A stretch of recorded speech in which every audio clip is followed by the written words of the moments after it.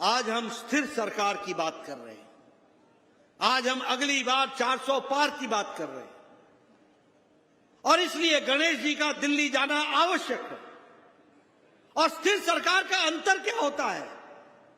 ये गणेश जी के पास ताकत नहीं है, ये मेरे पास ताकत नहीं है, ये मोहन यादव जी के पास ताकत नहीं है, लेकिन 26 तारीख को आपकी उंगली में वो ताकत आएगी जब आप कमल का बटन दबाएंगे और एक 400 पार करेंगे और गणेश जी को दिल्ली भेजेंगे।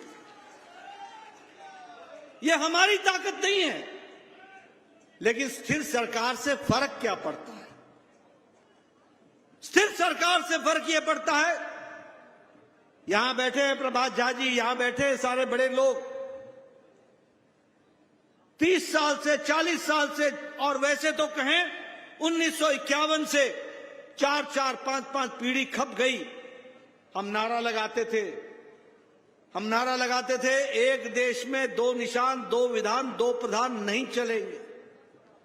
जम्मू कश्मीर भारत का अभिन्न अंग है, लेकिन जब आपने मोदी जी के नेतृत्व में स्थिर सरकार दी, पूर्ण बहुमत की सरकार दी, तो जो हम 51 में नारा लगाते थे वो 6 अगस्त 2019 को यही गणेश सिंह की उंगली ने पार्लियामेंट में बटन दबाया था और धारा 370 को धाराशाही कर दिया था और सदा सदा के लिए अलग संविधान जम्मू कश्मीर का समाप्त हो गया।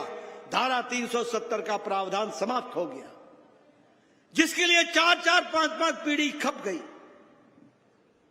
हमने 1997 में पालमपुर में कहा कि हम राम मंदिर का रास्ता प्रशस्त करने का काम करेंगे। हमारे लोग नारा लगाते रहे, रामलला हम आएंगे, मंदिर वहीं बनाएंगे। हमारा उपहास उड़ता रहा, रामलला हम आएंगे, तिथि नहीं बताएंगे। लेकिन आपने स्थिर सरकार दी, आपने ताकत दी। मोदी जी की इच्छा शक्ति के कारण रामलला के मंदिर का रास्ता प्रशस्त हुआ और 22 जनवरी को रामलला का प्राण प्रतिष्ठा होकर भव्य राम मंदिर बनकर के तैयार हो गया। ये हमने देखा। सिटीजन अमेंडमेंट एक्ट, ये कांग्रेस के लोग जिसका विरोध करते हैं, बांग्लादेश में हमारे हिंदू के भाई, हमारे ईसाई भाई, हमारे पारसी भाई, हमारे सिख भाई, जिनको बांग्लादेश में, पाकिस्तान में, अफगानिस्तान में प्रताड़ित किया गया, वो यहां 30-30 साल से रह रहे थे।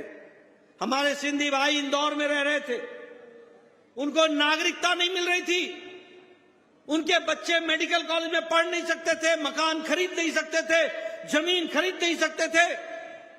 और ये कांग्रेस भाई तुष्टीकरण की राजनीति कर रही थी।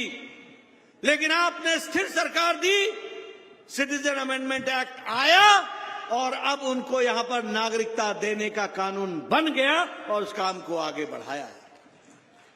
इसलिए स्थिर सरकार के माध्यम से मजबूत फैसले लेने का हम काम करते हैं।